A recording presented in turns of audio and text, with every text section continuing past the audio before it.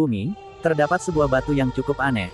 Batu itu meledak dan melahirkan sosok kera raksasa yang sangat buas. Kera raksasa itu lalu membuat kekacauan di muka bumi, sehingga menyebabkan kerusakan di mana-mana. Mengetahui kejadian itu, para dewa melaporkan kejadian tersebut kepada Kaisar Langit, yang membuat Kaisar Langit sangat murka. Akhirnya, Jenderal Tiang Feng mengajukan diri untuk menghadapi kera raksasa itu. Sang Kaisar Langit mengizinkannya. Pertarungan besar pun terjadi di antara mereka. Awalnya, Jenderal Tiang Feng kewalahan menghadapi kera raksasa itu. Akan tetapi, dengan tidak sengaja, Jenderal Tiang Feng memotong ekor kera raksasa itu, yang merupakan titik lemahnya, yang membuat kera raksasa itu berubah ke bentuk aslinya, yakni seekor kera kecil. Di sini, Jenderal Tiang Feng hendak membunuh kera itu, namun terbesit di dalam hatinya tidak tega untuk membunuhnya. Akan tetapi ini adalah tugas dari Kaisar Langit untuk membunuhnya. Di saat yang bersamaan, muncul Dewi Kuan Yin. Sang Dewi mengatakan kepada Jenderal Tiang Feng, "Jangan kau membunuh kera ini. Karena kelak, kera ini akan menjadi pengikut Buddha. Tugasmu sudah selesai, kau telah memotong ekor kera raksasa itu, ekor itulah yang menjadi penyebab kehancuran di muka bumi, dan kera ini tak akan membawa bencana lagi, karena kekuatannya telah hilang. Dan kelak kau akan berjodoh dengan kera ini." Mendengar hal itu, Jenderal Tiang Feng sedikit kebingungan, lalu sang jenderal pergi membawa ekor kera raksasa itu menghadap Kaisar Langit. Sang Dewi lalu memulihkan kera itu, dan menyuruh kera itu untuk pergi. Di kayangan, Jenderal Tiang Feng menceritakan apa yang dialaminya. Dengan keberhasilannya itu, Jenderal Tiang Feng mendapat penghargaan dari Kaisar Langit, sebagai panglima yang memimpin 100.000 prajurit di kayangan. Setelah kera itu diselamatkan Dewi Kuan Yin, kera itu lalu menemukan kera lain, dan mereka bermain bersama.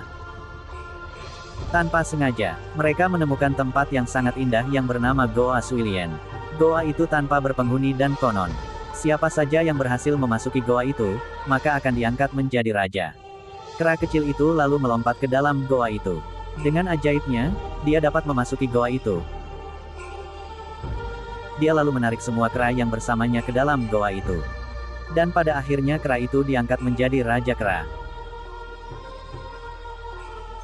Akan tetapi, ketika mereka sedang asyik bermain, salah satu kera tua meninggal dunia. Melihat kejadian itu, raja kera kecil itu sangat keheranan, karena dia belum mengerti apa yang terjadi. Setelah dijelaskan oleh para kera, bahwa setiap yang hidup pasti akan mati.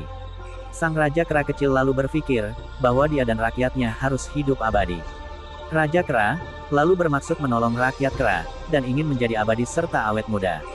Karena di seberang lautan, konon ada dewa yang sakti, yang dapat hidup abadi dan memiliki ilmu awet muda. Sang raja kera, ingin mempelajari ilmu keabadian itu kepada para dewa di sana.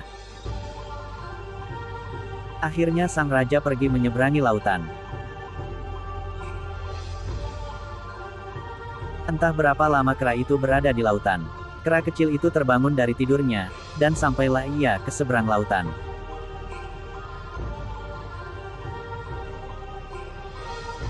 Di malam hari, tak sengaja dia melihat patung Dewi Kuan Yin di dalam kuil. Dia akhirnya bermalam di dalam kuil tersebut. Keesokan harinya, banyak para penduduk mendatangi kuil Dewi Kuan Yin untuk berdoa. Namun, ketika para penduduk itu memasuki kuil, mereka melihat ada seekor kera di dalam kuil itu, dan langsung mengejar kera itu. Sang kera lalu lari ke sana kemari untuk menghindari penduduk yang hendak menangkapnya.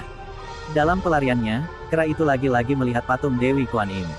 Kera itu lalu meminta pertolongan kepada sang dewi.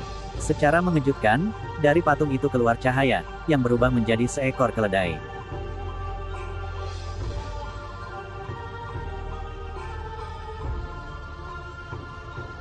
Kera itu lalu menaiki keledai itu, dengan ajaib keledai itu terbang membawa kera itu pergi.